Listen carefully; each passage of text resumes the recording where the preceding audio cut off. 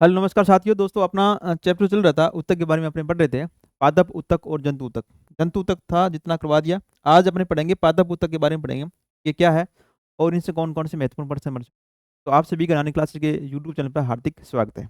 चलिए इसमें देखिएगा जो पादप उत्तक होते हैं इसमें कौन कौन सी बातें हैं जो आपको याद रखनी है, जो परीक्षा की दृष्टि से परीक्षा में आते हैं। देखो पादप उत्तक होते क्या हैं। पादप उत्तक क्या होते हैं, स्थिर होते हैं, यानी कि वे गति नहीं करते। उन्हें सीधा खड़ा रहने के लिए सहारा देने वाले जंतु उत्तक की आवश्यकता होती है। जैसे जंतु उत्तक में अपने पढ़ा था, उत्तक का सबसे उत्तक होता है, कठोरतम उत्तक होता है, अस्थि उत्तक होता है, जो कि पूरे शरीर को क्या करता है, सहारा प्रदान करता है, अस्थि उत्तक होता है। और इसी प्रकार पादप उत्तक के अंदर भी सहारा देने वाले उत्तक की आवश्यकता होती है। और ये उत्तक प्राय मर्त कोशिकाओं से बने होते हैं, याद रखना। सारे के सारे उत्तक क्या होता है, मर्त कोशिकाओं से बने होते हैं पादप उत्तक, क्योंकि ये चल फिर नहीं सकते। तो इसी वजह से इसके जो उत्तक होंगे वो मर्त कोशिकाओं से बने होंगे। अब देखिए पादप उत्तकों का वर्गीकरण। जो पादप उत्तक होते हैं उनका वर्गीकरण किस प्रकार किया जाता है। कोशिकाओं की विभाजन क्षमता के आधार पर किया जाता है। ये मुख्य प्रकार में बांटा जाता है। दो प्रकार का, देखो मुख्य रूप से दो प्रकार के होते हैं, इसमें याद रखना है आपको। वर्दी अथवा विभोजक उत्तक है, एक स्थायी उत्तक है। यहाँ से इस शब्द को याद रखना जो मैंने येलो कर रखा है, मेरिस्टेमेटिक। बहुत बार ये इंग्लिश में शब्द दे दिया जाता है, मेरिस्टेमेटिक शब्द है। और जितने भी जंतु ऊतक है, पादप ऊतक है, किस कौन कौन से है उनको थोड़ा सा अलग एक सारणी बना लेना, क्योंकि कई बार प्रश्न ये बनता है कि निम्न में से कौन सा है पादप ऊतक है, निम्न में से कौन सा एक जंतु ऊतक है। इस प्रकार के डायरेक्ट प्रश्न बन सकते हैं। इसमें याद रखना विभोजक ऊतक होता है, इसको क्या कहते हैं, मेरिस्टेमेटिक ऊतक कहते हैं, मेरिस्टेमेटिक टिश्यू कहते हैं। और ये स्थायी ऊतक होता है। ठीक है, दो प्रकार के ऊतक होते हैं। वर्दी ऊतक, एक और चीज याद रखना, वर्दी ऊतक निम्न में से किस पादप ऊतक को वर्दी ऊतक कहते हैं। विभोजक ऊतक होते हैं, इसको क्या कहेंगे, वर्दी ऊतक कहेंगे। या मेरिस्टेमेटिक ऊतक होता है, उसको क्या कहेंगे, वर्दी ऊतक कहते हैं। चलिए अब देखिए इसमें जो मेरिस्टेमेटिक ऊतक है, विभोजक ऊतक है, ये मुख्य रूप से तीन भाग इसके होते हैं। इस प्रकार के ऊतक भाग है। शीर्षस्थ विभाजक होता है, जो कि सबसे ऊपरी भाग होता है, ये वृद्धि करने का कार्य करेगा। पार्श्व विभोजक होता है, पार्श्व मेरिस्टेमेटिक जो ऊतक होगा वो क्या करेगा, पार्श्व भाग की यानी कि जो पेड़ का बाहरी भाग है उसको क्या करेगा, उसको चौड़ाई देने का कार्य करेगा। और एक होता है अंतर्वेशी विभोजक ऊतक होता है। अब देखिए इनके कार्य क्या क्या है। यहाँ से शीर्षस्थ हो गया, पार्श्व हो गया और अंतर्वेशी विभोजक ऊतक हो गया। इनके केवल आपको क्या करना है, कार्य याद करना है, मुख्य कार्य इनके क्या होते हैं। देखिए अब देखिए जो एपिकल मेरिस्टेम है या शीर्षस्थ विभोजक ऊतक है, इसका मुख्य कार्य क्या है, ये मूल जो जड़ होती हैं और तने के शीर्ष पर पाए जाते हैं। ये मूल और तने के शीर्ष पर पाए जाते हैं, यानी कि ये क्या करते हैं, पौधे को वृद्धि करने का कार्य करते हैं। ठीक है, इनकी क्रियाशीलता से पादप अंगों की लंबाई में वृद्धि होती है। प्राथमिक वृद्धि के रूप में जाना जाता है, प्राथमिक वृद्धि है, याद रखना। कौन सा ऊतक है जो प्राथमिक वृद्धि करने का कार्य करते हैं, तो आप बोलोगे शीर्षस्थ विभोजक ऊतक या एपिकल मेरिस्टेम ऊतक होता है, जो पादप ऊतक में पाया जाता है, जो प्राथमिक वृद्धि करने का कार्य करता है। शीर्षस्थ विभोजक से उत्पन्न होने वाली कोशिकाएं पौधे के शीर्ष को बढ़ाती है, जिससे पौधा लंबा होता है। केवल आपको याद रखना है शीर्ष विभोजक ऊतक होता है, ये क्या करेगा, वृद्धि करने का कार्य करता है। क्या करता है, वृद्धि करने का कार्य करता है, और इसको क्या कहेंगे, प्राथमिक वृद्धि ऊतक कहते हैं। चलिए इसमें देखिए, नेक्स्ट देखिए, अंतर्वेशी विभोजक। देखो अंतर्वेशी विभोजक, ये स्तंभ शीर्ष विभोजक से अलग हुआ भाग है, जो स्तंभ के लंबाई बढ़ने के कारण उससे पृथक हो जाता है। यह शीर्षस्थ विभोजक के नीचे और पार्श्व संधियों के पास होते हैं, यानी कि बीच में जो भी पौधा होता है ये बीच में पाया जाता है, बीच भाग में। ठीक है, ऊपर के शीर्ष हो गया और ये बाहर की ओर क्या हो गया, शीर्षस्थ हो गया, ये पार्श्व भाग हो गया। अंदर जो पाया जाता है अंतर्वेशी, नाम जैसे पता चल रहा है अंतर्वेशी विभोजक या इंटरकैलरी मेरिस्टेम होता है, जो अंदर की तरफ आ जाता है। ठीक है,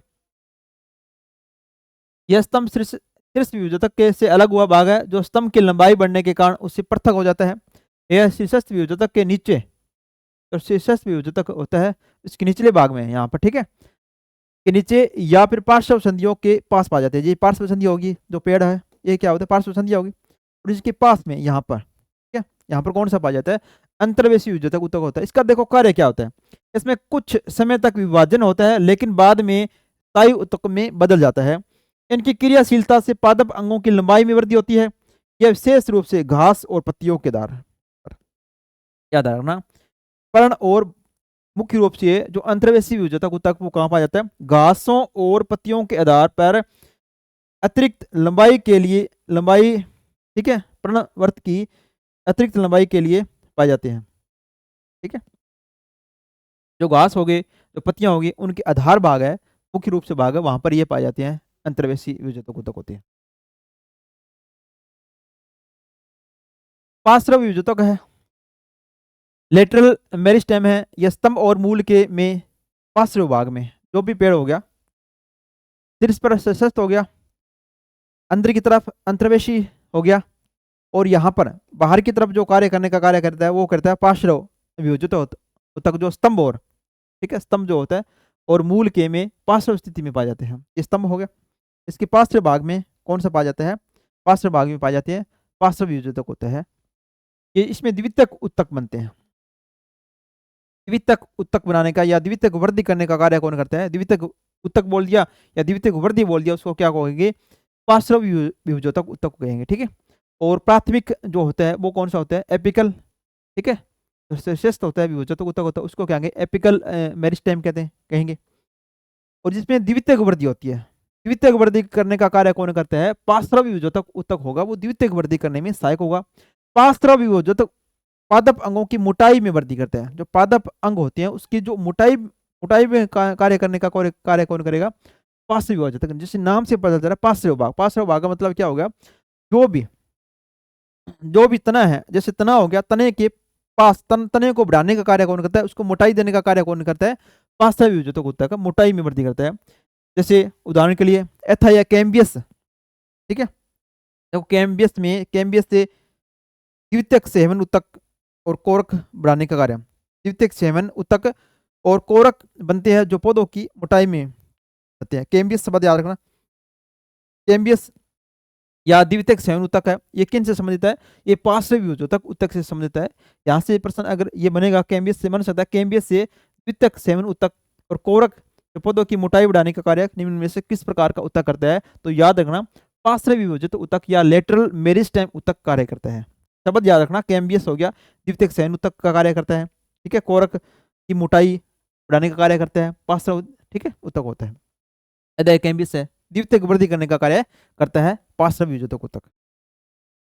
अब देखिए स्थायी ऊतक, देखिए परमानेंट टिश्यू जो तो होते हैं, जब वियोजक की कोशिका विभाजन की क्षमता खो देती है, जब जितने भी वियोजक ऊतक है उसकी जो कोशिकाएं होती हैं तो विभाजन होने की क्षमता को खो देगी, तो वो क्या करेंगे, एक मर्त के समान हो जाएंगे, वो क्या आएंगे, एक स्थायी ऊतक बनाएंगे और विशिष्ट कार्य करने के लिए स्थायी ऊतक के रूप में आकार बदल जाती है जो स्थायी ऊतक बनाते हैं।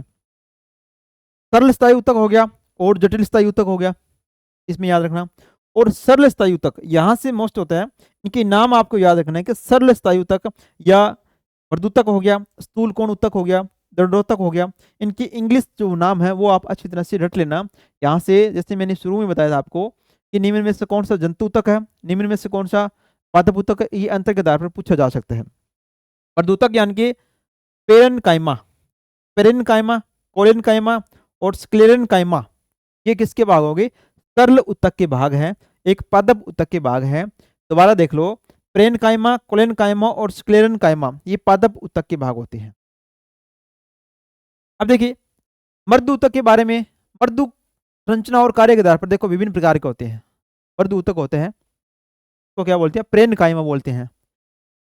हरित मर्दूतक, हरित मर्दूतक, इसका भी देखो, इनका क्लोरेनकाइमा, इनका भी नाम है, इनमें कहीं ना कहीं ये स्थूल कोण से मिले थे, ये कोलेनकाइमा, याद रखना कोलेनकाइमा, ये कोलेनकाइमा है, ये सरल ऊतक का भाग है। और मर्दूतक ऊतक के भाग में हरित मर्दूतक जिसको बोलते हैं क्लोरेनकाइमा, क्योंकि हरित मर्दूतक कोलेनकाइमा, कोलेनकाइमा कहते हैं। यह मर्दूतक उन कोशिकाओं से बनता है जिसमें हरित लवक पाया जाता है, यानी कि क्लोरोप्लास्ट प्रचुर मात्रा में पाया जाता है। जिनमें क्लोरोप्लास्ट पाया जाएगा उसको क्या कहेंगे, हरित मर्दूतक कहेंगे। इन कोशिकाओं का मुख्य कार्य प्रकाश संश्लेषण करना होता है। प्रकाश संश्लेषण प्रक्रिया के दौरान यह कोशिकाएं सूर्य के प्रकाश का उपयोग कर भोजन निर्माण का कार्य करती है। कौन सी? हरित मृदुतक ऊतक, याद रखना। यहां से प्रश्न बनेगा, निम्न में से कौन सा जो ऊतक है जो भोजन बनाने का कार्य करता है, ठीक है, पौधों में। तो आपको ये हरित मृदुतक ये शब्द मिल सकता है, या क्लोरेन काइमा। क्लोरेन काइमा याद है, कोलेन काइमा वो अलग है, इसको बोलते हैं कोलेन काइमा, ठीक है। नाम या अलग अलग याद रखना। कोलेन काइमा, ये कोलेन काइमा है। जो स्थूल कोण ऊतक है, सरल ऊतक का भाग है, ये क्लोरेन काइमा है। क्लोरेन, क्लोरेन काइमा, इनका नाम में कन्फ्यूज मत हो जाना, ये नाम ही आपको परीक्षा में गड़बड़ करेंगे। क्लोरीन काइमा है जो इन कोशिकाओं का मुख्य कार्य प्रकाश संश्लेषण करना होता है। प्रकाश संश्लेषण प्रक्रिया के दौरान यह कोशिकाएं सूर्य के प्रकाश का उपयोग कर भोजन का निर्माण करती है। कुछ प्रकार का हरित मर्दूतक होता है जो, इसको क्या बोलते हैं? क्लोरेन काइमा। वायु ऊतक देखो एरेन काइमा, यहां भी याद रखना एरेन काइमा, क्लोरीन काइमा, एरेन काइमा और आइडियोब्लास्ट, ये भाग किसके होते हैं? ये होते हैं प्रेन काइमा के भाग होते हैं, मर्दूतक के भाग हैं ये, ठीक है, मर्दूतक के भाग हैं। यह विशेष प्रकार का मृदुतक जलीय पौधों की पत्तियों और तनों में पाया जाता है। इसमें बड़े बड़े अंतरकोशिकीय स्थान होते हैं जो वायु से भरे रहते हैं। यही कारण है कि यह पौधे पानी में तैर सकते हैं और उत्प्लावकता प्राप्त करते हैं। पानी में तैर सकते हैं किसकी वजह से? वायु तक की वजह से, यानी कि एरेन काइमा की वजह से क्या करते हैं? पानी में तैरने की क्षमता रखते हैं। अब देखो विचित्र कोशिकाएं, देखो कुछ मर्दुतकी कोशिकाएं पौधे के अवशिष्ट पदार्थों का संग्रहण करती हैं, और जैसे तेल, टेनिन, रेजिन, कैल्शियम और ऑक्सलेट के क्रिस्टल आदि होते हैं, उसको क्या बोलते हैं? विचित्र कोशिकाएं बोलते हैं, आइडियोब्लास्ट। अवशिष्ट पदार्थों का संग्रहण कुछ प्रकार की कोशिकाएं करती है, विचित्र कोशिकाएं करती हैं, याद रखना। पौधों में अवशिष्ट पदार्थों का संग्रहण करने का कार्य निम्न में से किस प्रकार की कोशिकाएं करती है? तो आइडियोब्लास्ट आ सकता है, शब्द आपको मिल सकता है, या मिलेगा विचित्र कोशिकाएं, ठीक है। हरित मर्दूतक, वायु ऊतक या विचित्र कोशिका, ये किसके भाग है? ये भाग है मर्दूतक के भाग है, प्रेन काइमा के भाग है। इंग्लिश भी बड़ी याद रखना, मर्दूतक हो गया, स्थूल कोण ऊतक हो गया, जड़ोतक ऊतक हो गया, ये किसके भाग है? ये सरल ऊतक के भाग है, तीनों के तीनों, ठीक है। इनके शब्द याद रखना जंतु ऊतक और पादप ऊतक में डिफरेंट करने के लिए। चलिए अब देखिए जटिल ऊतक स्मांगी होते हैं, ठीक है, और अर्थात ये एक से अधिक प्रकार की कोशिकाओं से मिलकर बने होते हैं। एक ही प्रकार की इसमें कोशिका नहीं होती, बहुत सारी कोशिकाएं होती हैं, इनको मिलाकर बनाती हैं, उसको क्या कहेंगे? जटिल ऊतक कहेंगे। ये ऊतक सेवन के कार्य में सहाय करते हैं। इनके जटिल ऊतक होते हैं जो अपने पढ़ेंगे, जाइलम और फ्लोएम ऊतक होते हैं। सेवन का मतलब ये हो गया, ये पौधों में परिवहन का कार्य करती है, जल पहुंचाने का कार्य करेगी, या भोजन को एक स्थान से दूसरे स्थान पर पहुंचाने का कार्य करती है। सेवन हो गया, इनकी ट्रांसपोर्ट का काम करती है।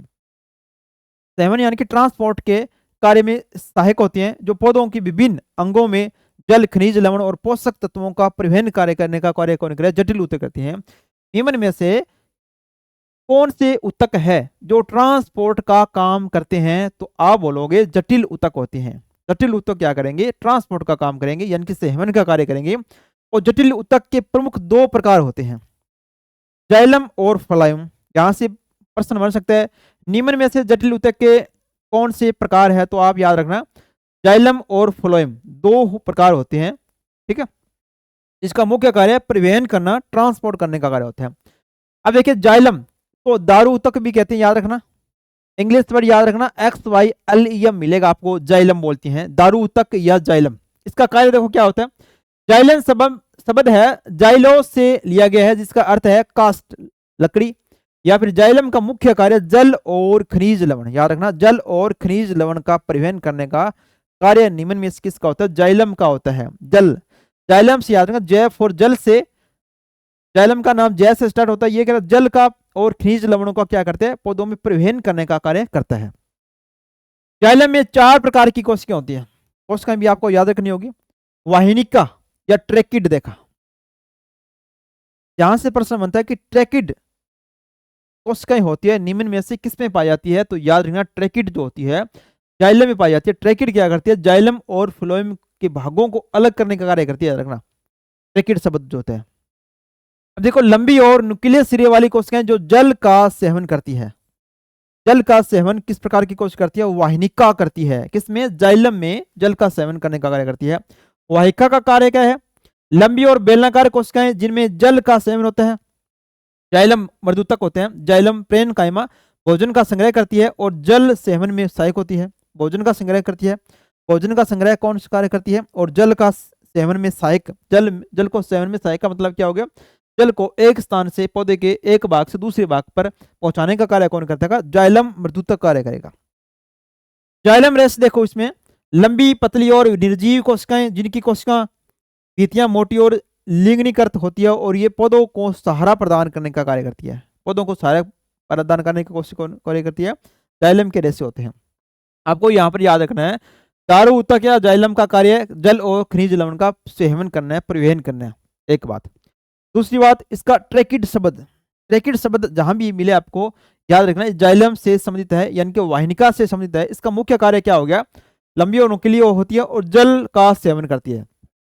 जल का सेवन कौन करती है, वाहिनिका या ट्रैकिड करती है। वाहिका का कार्य, लंबी और बेलनाकार कोशिका जिनमें जल का सेवन होता है, ठीक है, जल का सेवन भी इसके अंदर ही होता है, इसके अंदर भी होता है, इसके अंदर भी होता है, दोनों को अंदर होता है। जाइलम मर्दूतक इसके अंदर भोजन का संग्रह करती है, भोजन को जमा करने का कार्य करती है, जाइलम मर्दूतक होता है, और जल सेवन में सहायक होती है। ठीक है, चलिए, वाहिनिका, वाहिका, जाइलम मर्दूतक, जाइलम रेसे, ये किसके भाग हो गए, ये ट्रैकिड हो गया, ये किसके भाग हो, जाइलम के भाग हो गए। अब देखिए फ्लोएम, देखिए पोस्वाहा या फ्लोएम जिसको बोलते हैं, फ्लोएम का कार्य पत्तियों द्वारा निर्मित खाद्य पदार्थों, मुख्य रूप से ग्लूकोज को पत्तियों से जड़ों तक और अन्य भागों तक पहुंचाने का कार्य कौन करती है, जो पत्तियों के द्वारा भोजन का निर्माण किया गया है उसको, खाद्य पदार्थ को पौधे के प्रत्येक भाग तक पहुंचाने का कार्य कौन करेगा, फ्लोएम करेगा। फ्लोएम जो भाग होते हैं, देखिए फ्लोएम में 4 प्रकार की कोशिका पाई जाती है, जिस प्रकार जाइलम में भी 4 प्रकार की कोशिका थी और फ्लोएम में भी 4 प्रकार की कोशिकाएं, देखो कौन कौन सी है। चालीन नलिका, वहां पर इसको कोशिका बोलते हैं, और वहां पर कोशिका कौन सी पाई जाती है, ट्रैकिड कोशिका, वाहिनिका पाई जा रही थी, किसके अंदर, जाइलम के अंदर। अब यहां से प्रश्न बनता है फर्स्ट आपका कि चालीन नलिका निम्न में से किसमें पाई जाती है, तो चालीन नलिका है, ये पाई जाती है फ्लोएम के अंदर पाई जाती है, या जिसको बोलते हैं सेव ट्यूब बोलते हैं। ये कोशिकाएं पत्तियों में खाद्य पदार्थों को अन्य अंगों तक ले जाने का कार्य करती है। और ट्रैकिड क्या कार्य कर रहा था, जल का सेवन करने का कार्य करता है, और ये क्या करे, खाद्य पदार्थों को, याद रखना, चालीन नलिका फ्लोएम में पाई जाती है, ये खाद्य पदार्थों को एक स्थान से दूसरे स्थान तक अन्य भागों तक पहुंचाने का कार्य करती है। सहकोशिकाएं, कंपेनियन सेल्स, ये चालीन नलिकाओं की कोशिकाओं के साथ होती है और इनका कार्य चालीन नलिका की कोशिका के कार्य का नियंत्रित करने का कार्य करती है। चालीन नलिका है जो कार्य करती है, उनका नियंत्रण करने का कार्य, उस पर एक कमांड देने का कार्य या नियंत्रण का कार्य कौन करती है, सहकोशिकाएं करती है। सहकोशिकाएं किससे संबंधित है, चालीन नलिका से संबंधित। फ्लोएम मर्दूतक हो गया और फ्लोएम रेशियो, देखो फ्लोएम मर्दूतक क्या होता है, भोजन का संग्रह और सेवन कार्य करता है। वहां पर जाइलम का कार्य खनिज लवण का सेवन और खनिज लवण और जल का सेवन करा था, और यहाँ पर खाद्य पदार्थ को सेवन करने का कार्य कौन करे, फ्लोएम मर्दूतक करेगा। और फ्लोएम रेस से क्या करेंगे, यह कोशिकाएं मर्त होती है और फ्लोएम को दृढ़ता प्रदान करती है। फ्लोएम को दृढ़ता प्रदान करने का कार्य कौन करती है, रेस से प्रदान करती है। ठीक है, वहां पर जाइलम रेस थे, उनको सहारा प्रदान कर रही थी, और यहाँ पर दृढ़ता या सहारा प्रदान करने का कार्य कौन करेगा, फ्लोएम रेस से करेंगे। आपको इसमें याद रखना है, फ्लोएम का कार्य क्या हो गया, पत्तियों द्वारा निर्मित खाद्य पदार्थों को एक भाग से दूसरे भाग तक पहुंचाने का कार्य कौन करता है, फ्लोएम करता है। और दूसरी बात आपको याद रखनी है, चालीन नलिका किसमें पाई जाती है, फ्लोएम में पाई जाती है, जो क्या खाद्य पदार्थों का सेवन करने का कार्य करती है। और सहकोशिकाएं, इनके नाम याद रखना, चालीन नलिका, सहकोशिकाएं, फ्लोएम मर्दूतक और फ्लोएम रेशियो, ये तो सेम सी है। वहां पर क्या आ रहा था, जाइलम मर्दूतक आ रहा था, यहाँ पर फ्लोएम आ गया। वहां पर जाइलम रेशियो था, यहाँ पर फ्लोएम रेशियो आ गया। वहां पर वाहिनिकाएं थी, यहाँ पर चालीन नलिका आ गई, वाहिनिका या ट्रैकिड था वहां पर, यहाँ पर चालीन नलिका है। और सहकोशिकाएं हैं, वहां पर वाहिका थी। ये 4 भाग होती हैं, 4 भागों को अच्छी तरह से याद कर लेना, कौन कौन सी भाग है, उसके बाद आप याद रखना कि इनका कार्य क्या है। ठीक है, चलिए, यहां से मोस्टली प्रश्न बनता है। देखो फ्लोएम है, चाल नलिका कोशिकाएं, सह कोशिकाएं, फ्लोएम अर्धूतक, फ्लोएम रेसे इसके भाग होते हैं। और जाइलम है वाहिनिका, इसको ट्रैकिड बोलते हैं, वाहिका हो गया, जाइलम अर्धूतक हो गया, जाइलम रेसे हो गई, ये किसके हो गए, जाइलम के भाग होगी। इस प्रकार कार्य करता है। देखो यहाँ से एक पौधा दे रखा आपको, इस प्रकार का फूड मेड बाई लिफ, पत्तियों के द्वारा क्या करता है, भोजन का निर्माण होता है। फिर भोजन भोजन का निर्माण होने के बाद क्या करता है, भोजन का निर्माण हो गया तो फ्लोएम क्या करेगा, ये प्रत्येक भाग तक पहुंचाने का कार्य करते हैं। Water and mineral from soil, ठीक है।